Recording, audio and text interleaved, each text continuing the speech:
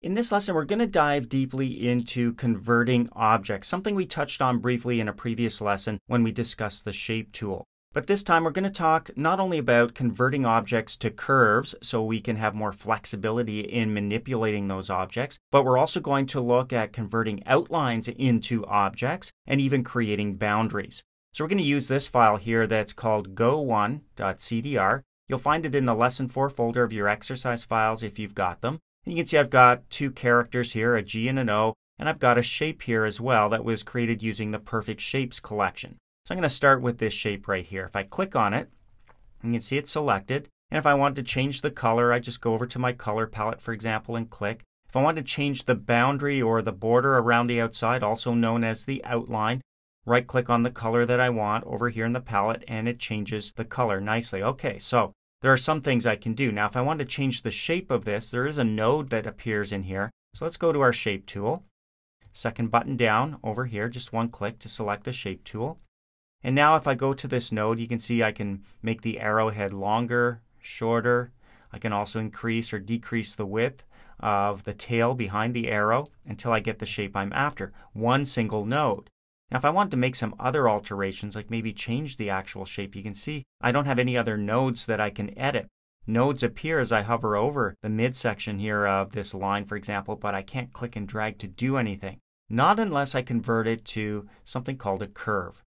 So let's do that now. We'll go up to Arrange, Convert to Curves down near the bottom. Control-Q is the keyboard shortcut. And now all of those nodes are visible, and with my shape tool, I can go to those nodes now and start making changes. So if I really wanted to alter the shape, I can now. Things I couldn't do without converting it first to curves. So I'm going to drag these nodes up and out a little bit just to change that shape. I can hold down my control key if I want to try and constrain some of the angles. But I think that's a good angle right there. So it's a little bit wider at the end than it is up near the arrowhead. So converting an object like this to curves will definitely give me more flexibility when manipulating the object. Well, the same goes for text. So I'm going to go over to my G right here, click on it, and this is text. I can tell when I go up to my property bar, it's using the font Arial Black, 200 points, and down below it's artistic text. It's not really an object. There are no nodes for me to edit. Yes, I can change the shape by changing the size. I can move it around a little bit, but that's about it for this single character. If I really want to make some manipulations to the shape of this character, I have to convert it to a curve. So again, up to Arrange and down to Convert to Curves. Now I'm going to have the ability to make all those adjustments I could to any other object using my shape tool. Click on the shape tool, look at all the nodes around the outside, and in fact, if I look down at the bottom, there's actually 25 nodes I can edit at this point. So if I want to alter the shape of the G, I could start dragging out nodes. Really change the look and feel of this character. Creating my own character, so to speak. Now this is not any font that you would be able to find, so just play around a little bit with the nodes. You can create whatever shape you want out of the G if you're following along. I'm going to drag that out a little bit too. There we go. It's kind of a rugged looking G. And I can do the same with the letter O if I wanted to, of course. I need to select it first, go up to Arrange and convert it to curves before I can make any of those adjustments. Now with my shape tool, look at all the nodes down here, 18 altogether.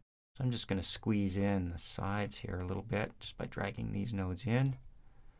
And that's probably good enough right there. I'm going to click on my pick tool. Now I've really altered the look of those characters. The only drawback, of course, is that they're no longer characters, so I can't change fonts and apply character attributes like I could to text because they aren't text. They're actually objects. They've been converted. Now we're going to look at another feature. I'm going to move this out of the way a little bit, just move it over towards the G, and click on my arrow again. Now the border that goes around the outside is quite thick. I'm going to make it even thicker. I'm going to go to my drop down here and bring it up to 10 millimeters. So you can really see it. It stands out here. Now if I want to change the color, we already know I right click on the color over here in the color palette to do that. What if I wanted to treat that outline, that border, like any other object? So I could do things to it like change the fill and put a pattern in there, for example. Well, I can't do that unless I separate it from the object and create its own object out of the outline. And I do that by going up to the Arrange menu. You can see I've got a Convert Outline to an Object. Control-Shift-Q is the keyboard shortcut for that. So I give that a click, and now this outline is actually its own object, meaning I can move it away from the rest of the arrow and make alterations to this. So if I just want to make alterations, for example, to the shape, I could go to my Shape tool. I've got all these nodes I can work with. Drag that out a little bit if I needed to. Or remove nodes just by right-clicking and choosing Delete. I'm going to delete a couple here in the bottom corner. And I'm going to drag this corner just out a little bit there. That's kind of what I was after. If I want to change the fill, it's an object now. So I could, and this is a little bit of a preview for your fill tool. I'm going to click on the fill, hold it down, and go down to a texture fill. So I can fill this up with a texture.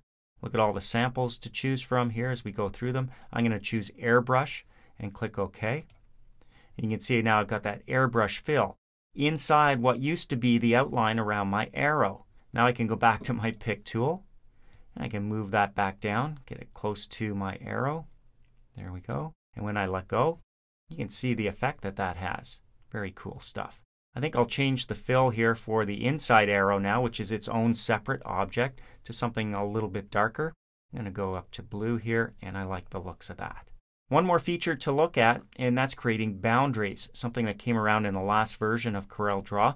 I'm going to take my O, and I'm going to move it right in here. I'm going to take my G, move it in here. I'm going to size this up. So it's a little bit bigger. The O, same thing. I'm going to go to the corner up here and deselect. You can see now I've got my three objects are kind of piled on top of each other. I can see the arrow in the background. I can see the G and the O. And now what we're going to do is create a boundary that'll go around the outside of all three of these objects. This is really handy for people doing underlays if you're into vinyl sign making or engraving. This allows you to create the outline that's going to be created by these three objects. So all I have to do is marquee select them, click and drag around the outside of all three of those objects with my Pick tool, and go up to the Effects menu here to find Create Boundary. Clicking Create Boundary is going to do just that. It creates an outline around the outside of all three of these objects, creating a new shape. So if I go to the center here where I see the X, and with my mouse just drag that out, you can see I've got the outline of all three of those objects. And like I said, if I was an engraver, for example, this could come in very handy.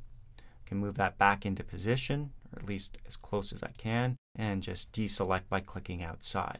So there's a totally different effect by being able to create that boundary. So you should be feeling quite comfortable now converting objects, converting them to curves, converting your outlines into their own objects, which can come in very handy, as well as creating boundaries.